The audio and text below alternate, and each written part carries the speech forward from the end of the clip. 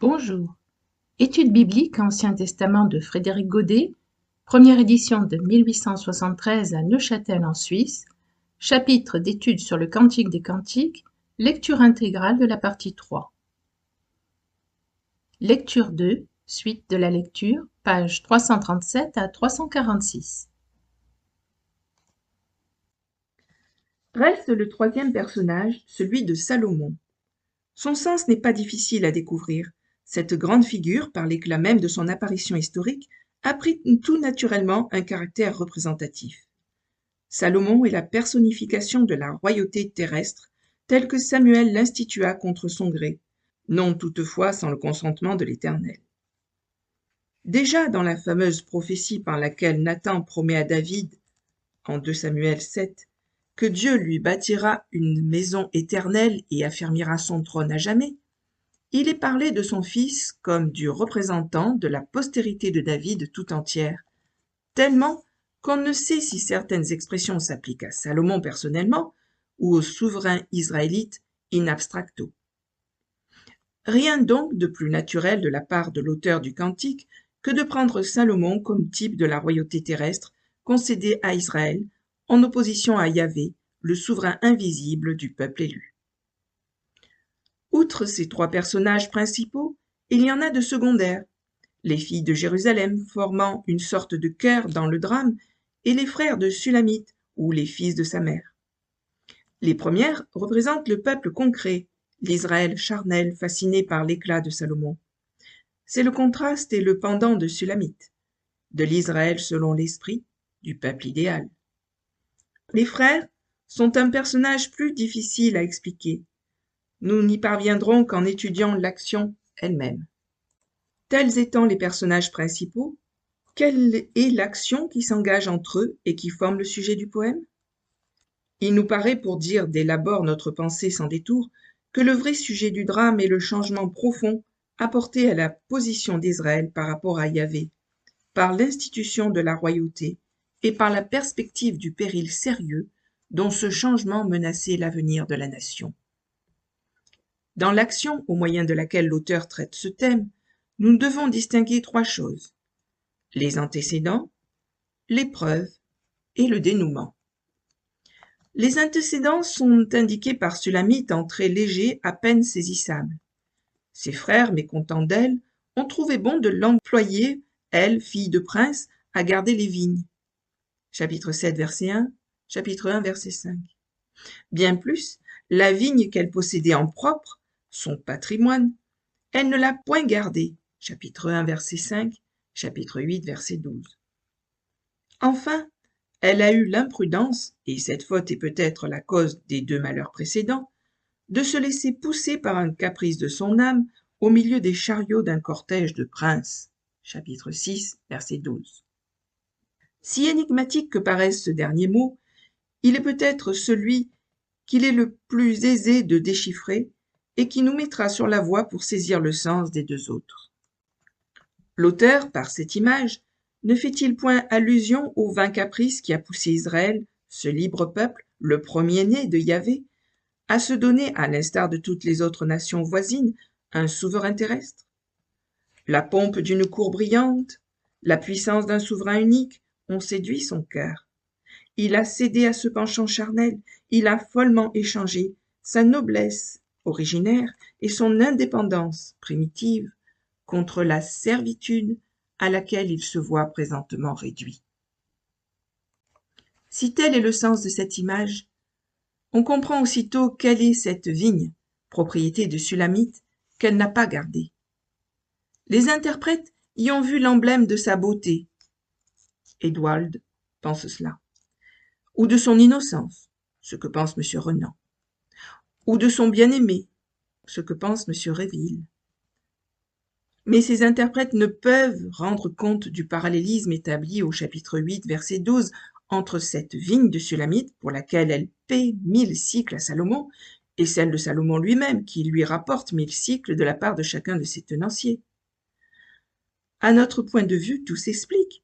La vigne de Sulamite est tout simplement la terre de Canaan qu'Israël avait reçue en héritage de la main de son Dieu et Père, et qu'il a aliénée lorsqu'il s'est inféodé lui-même avec tout ce qui lui appartenait, à un souverain terrestre. Le pays de Canaan n'est plus la propriété du peuple à qui Dieu l'avait donné, mais celle du roi à qui le peuple s'est donné. C'est pour cela aussi que Sulamite est devenue l'objet du courroux de ses frères et qu'elle s'est vue appelée à la rude tâche de garder des vignes étrangères. Ses frères qui n'ont pas ménagé le peuple sont les maîtres indigènes que Dieu lui a donnés. C'est avant tout Samuel qu'indigna profondément la velléité d'Israël d'avoir un roi humain. On se rappelle ses résistances, puis lorsqu'il fallut céder, ses menaces. 1 Samuel 8, versets 11 à 18.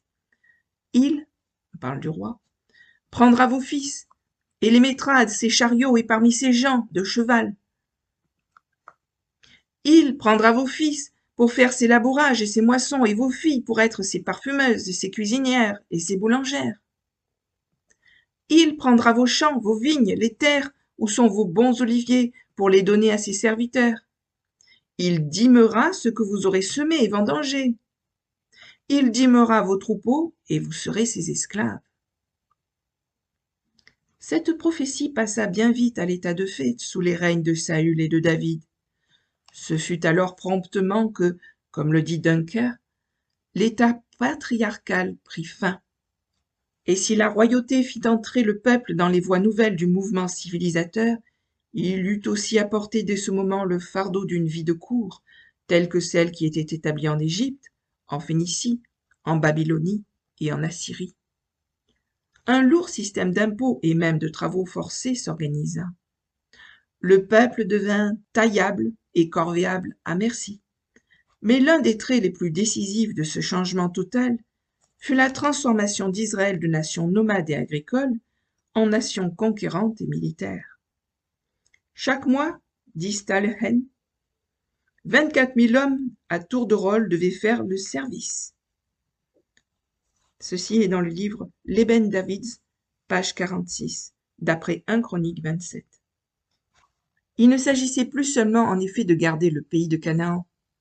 Toutes les contrées voisines avaient été soumises et annexées à l'empire israélite. Les préfets de David, dit Dunker, avaient remplacé à Damas, en Ammon et en Édom, les rois anciens. Tous ces peuples devenus tributaires devaient être maintenus dans l'obéissance. Pour cela, il fallait entretenir chez eux des garnisons, ce qui exigeait un service militaire considérable de la part du peuple de Dieu, jadis exempt de tout labeur semblable. Ce qui est dit de David, qu'il mit des garnisons dans toute l'Idumée, en 2 Samuel 12, 13. Ceci s'applique à tous les autres territoires conquis de l'Euphrate à la Méditerranée et du Liban à la mer Rouge. Voilà le régime tout nouveau pour le peuple que caractérisent ces mots. Les fils de ma mère se sont courroucés contre moi et m'ont mis à garder les vignes. Ainsi, non seulement Israël a perdu la possession de son propre pays, mais ce noble peuple est employé à garder des territoires étrangers. Et dans ce changement de position, il a perdu sa beauté originaire. Il est vrai que la masse du peuple, représentée par les filles de Jérusalem, se livre à une admiration béate pour la puissance et le luxe du jeune roi qui rend l'or aussi commun à Jérusalem que la boue des rues. Mais la vraie conscience israélite ne s'y trompe pas. Elle a le sentiment d'une profonde dégradation.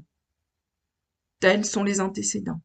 C'est à ce moment que commence l'épreuve représentée par le drame et dont nous avons à déterminer maintenant le sens. Elle est, pour ainsi dire, à 2 degrés. À chaque fois, elle commence par une rencontre entre Sulamite et Salomon, dans laquelle celui-ci épuise tous ses moyens de séduction. Et elle aboutit à une extase de Sulamite, dans laquelle elle cherche, ou savoure, mais en esprit seulement, la présence de son bien-aimé. Les rencontres entre Salomon et Sulamite représentent l'attrait exercé sur le cœur israélite par l'idéal de grandeur terrestre dont Salomon a été la plus parfaite réalisation historique et dont il demeure à jamais le type. Et tandis que le cœur des jeunes filles de Jérusalem, dans son dévouement absolu aux volontés du monarque, personnifie le peuple fasciné par cet idéal de gloire extérieure qui lui est apparu en Salomon, Sulamite, par sa résistance indomptable aux séductions du monarque et sa fidélité inébranlable à celui à qui elle a dès longtemps donné son cœur, reste là comme le symbole de cette profonde aspiration à Yahvé, de cette soif inextinguible de Dieu, de ce divin instinct qui est aussi indestructible chez le peuple juif que son origine divine et sa destination messianique. L'honneur de siéger sur un trône aux côtés d'un souverain de l'univers, d'un Salomon terrestre, d'un représentant de l'humanité glorifié, est aux yeux d'une conscience israélite intègre un opprobre, en comparaison de sa sainte destination, celle d'être la fiancée de Yahvé et d'apparaître comme son épouse, sans tache ni ride, à l'heure de son avènement.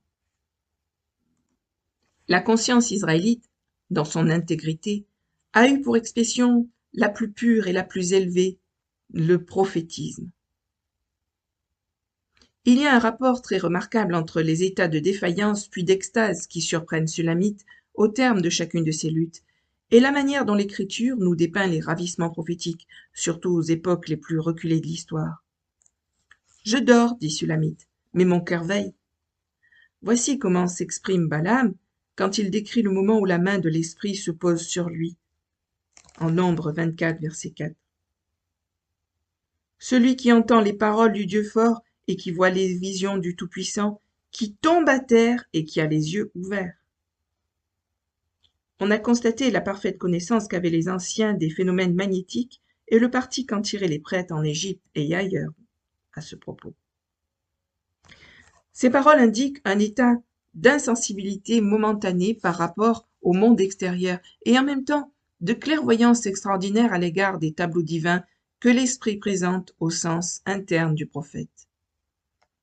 Il n'y a pas jusqu'à l'espèce de danse en quelque sorte somnambulique à laquelle se livre Sulamite qui n'ait son analogue dans l'état d'inspiration prophétique sous la forme la plus ancienne.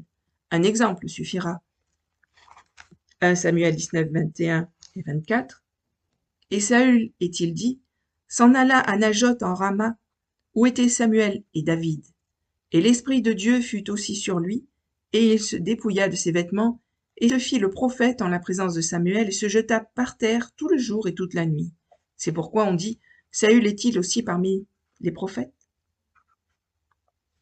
Aux théophanies, aux apparitions sensibles par lesquelles Yahvé se manifestait au patriarche, succédèrent les révélations intérieures et purement spirituelles par lesquelles il communiqua aux prophètes, et celles-ci aboutirent à la grande et suprême manifestation qu'elles avaient mission de préparer, l'apparition messianique, qui, au caractère extérieur des théophanies, joint le caractère spirituel des visions. Car elle a eu lieu, comme les premières, sur le théâtre de l'histoire, et comme les secondes, elle doit devenir, en chaque croyant, une perception intime par la révélation de l'Esprit divin. La suite de cette lecture dans une prochaine vidéo. À bientôt, merci. Au revoir.